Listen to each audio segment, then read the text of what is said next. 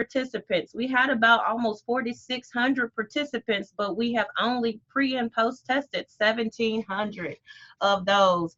And of those 1,700 guys, we have about 1,000 that have gotten a gain. So that's significant because that's an actual gain or a post test rate of about 55.8. So that met performance. If we were getting those post tests in, guys, we would definitely be on track to exceed performance for this year. And then finally, you have the completed top portion of that desktop monitoring tool. So for those of you that are currently using it and those that are coming out too soon, it is definitely easy peasy to create and complete. What I love again is if you take a look, you see we actually have met performance in our HSE eligible or EFL 6s, which means we can only get them a high school equivalency or they've exited into post-secondary in order to get this gain. And it turns green to let you know, hey, keep up the great work. Yet we are still red across the board. So let's keep flowing. The bottom of this desktop tool comes from our searches and drop down menu under the student tab in LACES. I'm going to focus primarily on these two sections here that we actually get from the searches drop down. So I don't know if you all are familiar. Again, I'll do an actual live demonstration of this at the end of this presentation. But for just information's sake right now, the key is to drop down, go to credentials under adult education follow up. And that's where you will find the Smart Start credentials, certificates, and NCRCs. With that, you go here to the diploma type. And then once you get that drop down, you choose each one. The most important thing I can tell you guys is make sure that you select the date earned section here and put in the date. What I did to populate this, I started from the beginning of the fiscal year, but if you complete this on a monthly basis, you know that you would actually date it from the beginning and the end of the month to get a true snapshot of how you have improved over the months. And then you would hit simply apply. All right, so next up on that tool, you have those enrollees with 12 hours and no assessment. Yes, that's right, no assessments. You would find that the best snapshot would be under your student diagnostic search, which is under the NRS tab under searches. At the very bottom, it is the last choice on that list. And you would actually find those individuals with 12 hours of instruction, but not in a pop. That's this lovely number here. As you can see, we have 470. Now, with that being said, let me go back.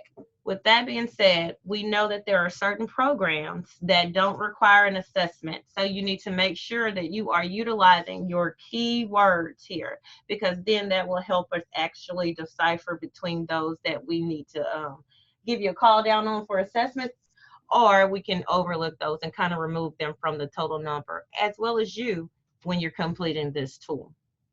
Next block is the number of participants with less than 40 hours between assessments. And that is from one of those wonderful reports called Hours Between Assessments. It is literally once you log into the top or log into your LACES and go to the top right-hand corner of your screen, it has a selection says reports. It is the very first report on that drop-down menu. You simply type in 39, and of course we know that if they're a 5 or a 6, that number would be reduced to maybe 29 if you want to see if someone's post-testing early. And I like the PDF version of this report. Beth would probably like the Excel, but I am not that guru, because it prints out kind of like this at the bottom, where you actually have the student's name, the assessment, the date it was first given, the form, and then it proceeds to show you exactly what happened after that. So what you see is we have a lot of testers that may be at that 39 hour mark, and that's because y'all hours, if you assess on the actual 40th hour day, you'll hit this report because those hours are actually considered hours after assessment. A general rule I like is let's post on the 41st hour. That way you won't ever see them on this report. And again, no biggie, guys. If this actually, this report is a little thick, what you simply do is just go back in there and try to figure out maybe, if we need to actually add hours to their the student's record that we might have missed or we didn't count, or and if they are, we just need to change our policies and processes to kind of include those assessments after those hours. What I do see here, though, this one's like, especially number, what is it, Chantel Comby. You see, she's an EFL 5, so she actually is testing well within the hours that she is according to the assessment policy. Because she's an EFL 5, you can test her after the 30th hour, and she's got a gain. So good job, Chantel. All right, next up you have those total secondary diplomas. The total secondary diplomas come from a report I don't know if many of us actually utilize, but it's found under the more at the very top of your screen, and all assessments is where you would actually find this report. When you pull the report up, it actually gives you the option to put in the instrument. And what I generally do is, as you see, is you actually put it in based on the test that you want to come up with the total number for. Again, this will be something I'll show you live towards the end, because it's a tedious process, because you have to literally put in each assessment, and under the assessment level you put in completed, and that'll give you everyone that has completed a GED, a HiSET, or a task. You see our numbers are 0 there. We got to step up on that. Maybe we need to have someone pilot that a little bit. And of course, the competency-based diploma option is still found under diplomas and credentials. It's not going to be under all assessments. I want to just make sure I make that distinction. Post-test eligibles. All right, so the number of participants eligible for post-testing. Now notice you see that wonderful word in the beginning that says potential, because there are a lot of what ifs. And so this is just a rule to say, hey guys, if I want to focus on the ones that are going to get me the most bang for my buck, then I need to hit table 4, column H. And I need to highlight those individuals that are in that column that are remaining without a measurable skills gain.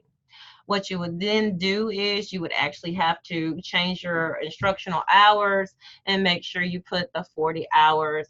I add an additional one to current year instructional hours and get everybody that's 12 over, just to make sure I'm satisfying the requirements of 12 hours in an assessment to hit my tables. Of course, we know that they already have that, guys, because we pull them straight off the tables, but hey, I just need to make sure I'm doing the right thing.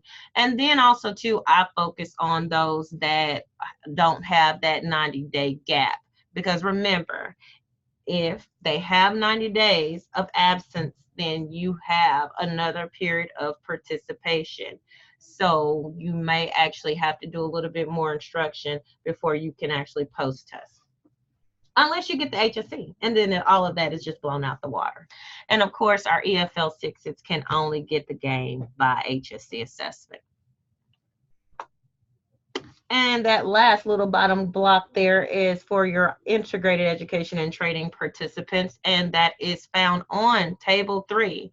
And each one, make sure you're choosing the second block after the bold in order to find your integrated education and technology program participants. Now, mind you guys, if you know that you have MyBesters that are not hitting this table, you need to consult with your navigator and find out what we need to do to get credit for the wonderful work that you guys are doing in IETP.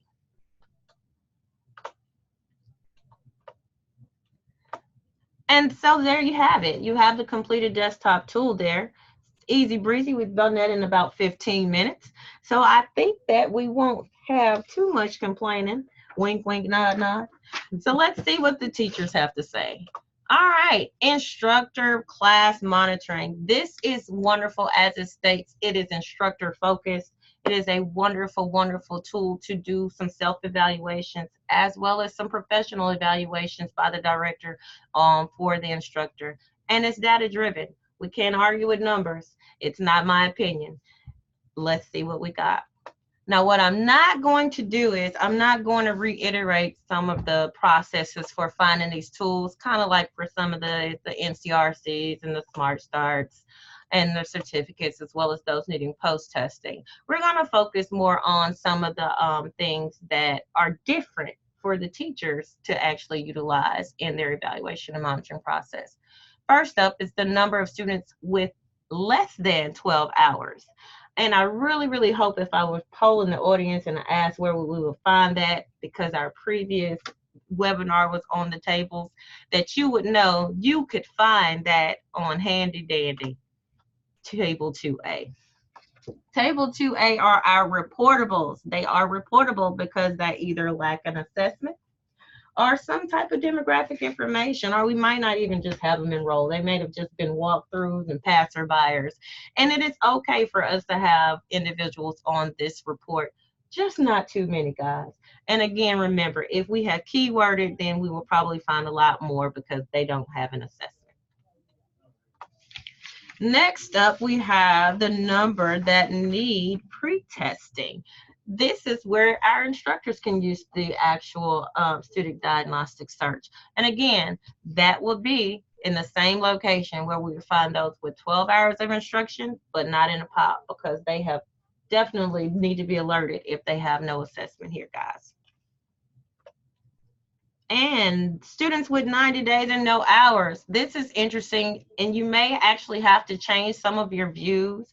Hopefully you directors and data managers have had that wonderful extensive training with Shannon and Beth, and you know how to instruct your instructors on how they can change their views. If not, give us a call. I'm sure Beth will be wonderfully ecstatic to help them change their views and show them what she has to look at on a daily basis.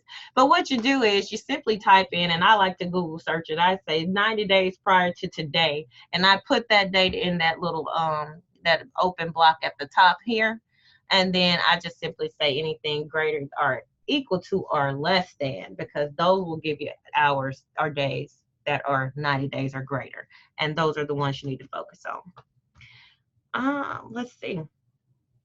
Now, in terms of the other items on that list, those are kind of things that you as the director need to sit down with the instructor. And I'm speaking in terms of those students with educational plans. If you have 29 completed folders, then we definitely need to have 29 completed educational plans, guys. And those lesson plans with CCRS, you need to definitely put your eyes on those and make sure that that CCRS training was not in vain, and that we are using evidence-based and researched practices in our instruction. Now, moving on to students that have incorrect TABE assessments. Guys, you're going to have to dive into the data here. You're going to have to select your student and go into that assessment record, and then take a look. What I would say is, me personally, I would focus on, if you've gotten a post-test, guys, making certain that that post-test was in the proper form and level.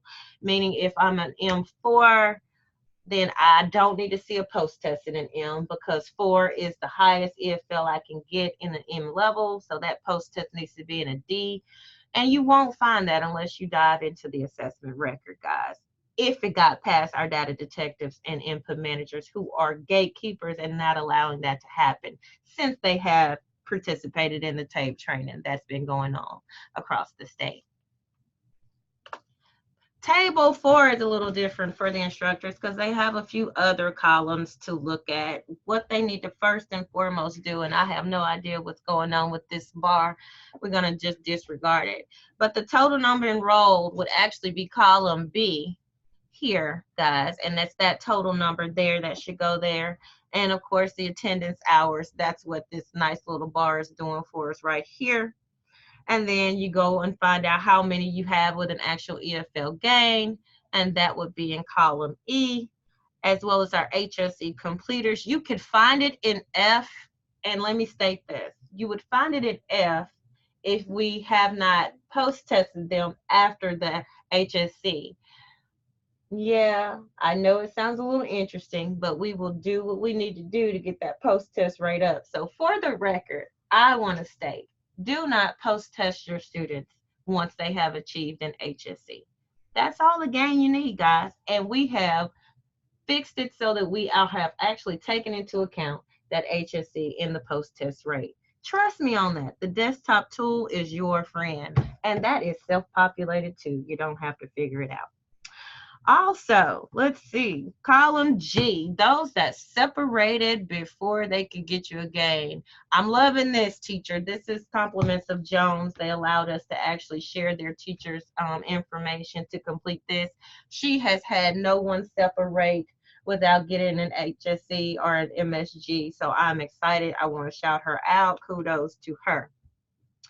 And then we have those that have the measurable skills gain or your percentage, and she's at 23%, which is not bad. She's halfway between, we're halfway through the year, and she is at halfway to the target. So I have no issue there.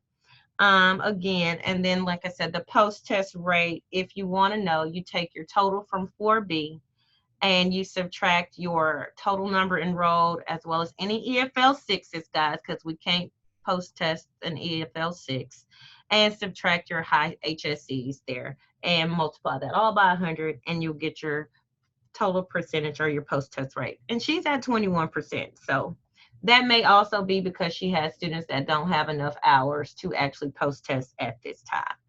No big issue. And I'll also show you how you can get your teacher's performance from the past years at the end of this webinar as well. So right now, she's doing really well. She has a total enrollment of about 24 students. Now, mind you, enrollment is not the same number as the number you see when you pull up your list and LACES. The enrollment are the ones that are actually hitting your table for, that the feds actually see that we actually get credit for doing something with. So do be mindful that that number will be smaller than your numbers you see on that screen. All right, so I think we're going to roll on and let's do some demos here. Again, before we roll into that, I want to thank you all for participation on today's webinar. I hope that you got a lot out of it and you will be utilizing this. And so before we do that, do you have any questions before I pull up LACES?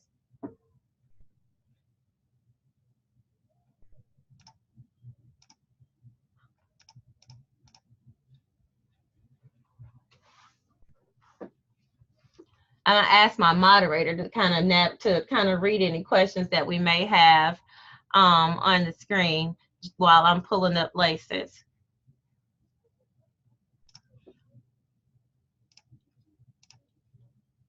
We don't have any questions right now in our chat box. If you have any questions, you can unmute yourselves so that you can pose your question as Carla is transitioning to LACES.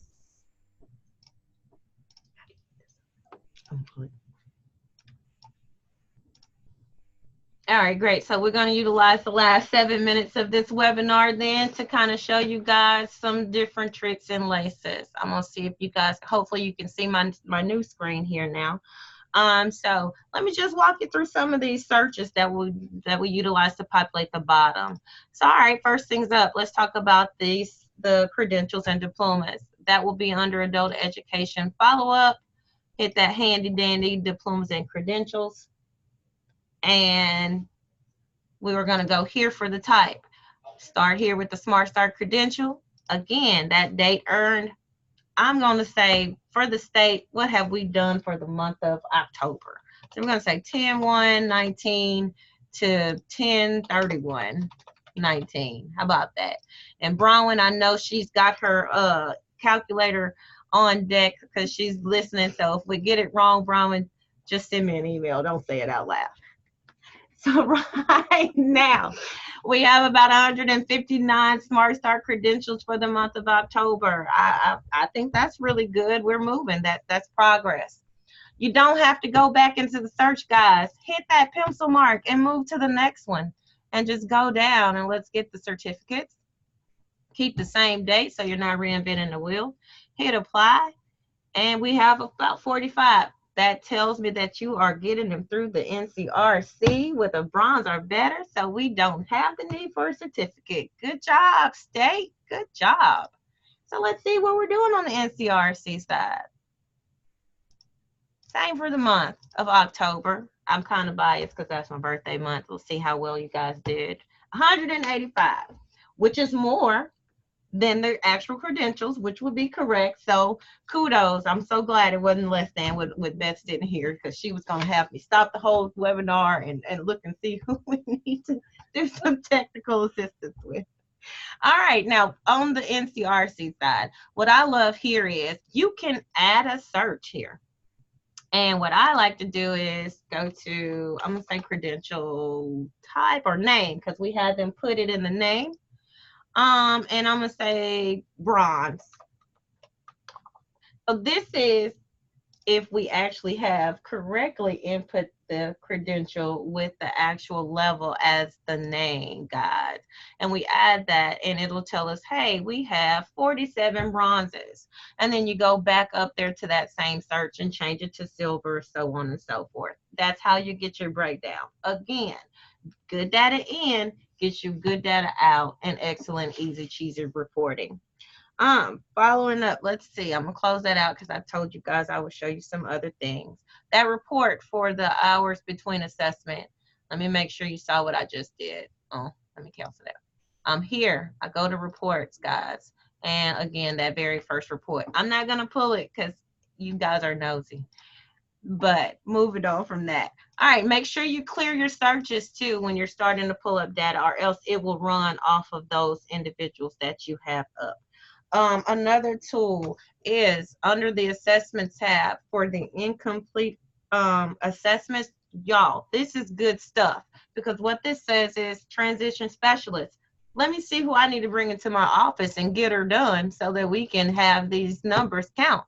And you literally choose the instrument that you want to know who has incomplete GEDs, high sets, so on and so forth.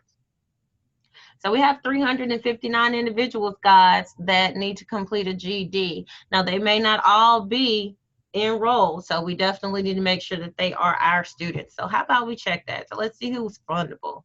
And so we'll add that to the list so we can see who we specifically need to focus on. So of the 359, it took us to, Laces won't let me be great.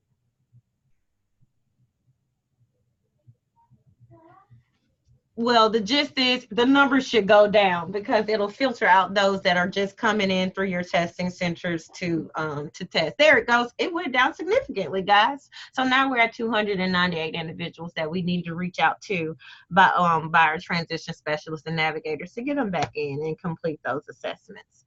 And then finally, the final tool. Oh, let me show you the class and previous performance for the teacher tool. I'll do that one right quick. So I'm going to go back. I'm going to actually go into Jones to that teacher. So since I utilized her, so we're going to go into Jones right now. I'm still on target to finish in 2 minutes, guys. So thank you again so much for your assistance. Yeah, I'm going to move it. All right. So when you want to find her current year performance, right here, you select her class. For each of your instructors, you do it individually. So once the class, she has 30 students now, and then I run her table 4. This will give me her current performance. So again, like I told you, right now she's at 23.1. There's a trick now. So to find out her previous, you got to remove current year, guys, or else you're going to have some interesting stuff. That's even with your program too. If you're looking at your program's previous performance, make sure you remove current fiscal year off before you run any of these previous reports. And so again, you see, she only has 16 students. Performance was at 27.8. And you can kind of go from here and actually toggle down to see. And this class, guys, may not have even been in operation, or it may be a new teacher. So again, this is not a telltale sign of Ms. Nixon's performance. This is just a demonstration for you guys today. All right, but performance is still good, even though we got 7 students. That was the building of the class. I'm gonna give them credit for that. All right, and then finally, I wanted to take you guys into the all assessments. So I'm gonna just do the all assessments for Jones, and I think I'm still on. It changes from the student view, so you don't have to do anything great to actually do your whole program on this one. And again, you simply type in. I like to start here with the assess level because that helps me focus, and that's one step I can leave off. Type in completed, so they'll know that I'm only looking for those that have actually completed this assessment. Again, type in the instrument, hit enter, and go from there. So they have 20 GDs. You can still go here to that tool, type in HiSET, so forth, so on and so forth. All right, guys. Well, you have been great. The student diagnostic search, let me show you that as well. Just as an additive, so I can show you where you can get it. Oh, that's back under the student tab, guys. We got to go back under the student tab for our searches. And that student diagnostic search again is here at the bottom of that screen. Make sure you put in this current fiscal year and populate your numbers. And as we see, oh, I'm so excited. I'm excited. Let me tell you what I was excited about, guys. I'm excited that this number is 0 because it is not 0 for the state. And remember, all of our students are low literacy. So please run your search and fix these students if you have numbers here at this column. Again, there's that in students with 12 hours or more instruction and not in a pop. Jones is cooking with Crisco. So kudos and high five. Again, thank you so much for watching this webinar, and you have a wonderful day. Thanks.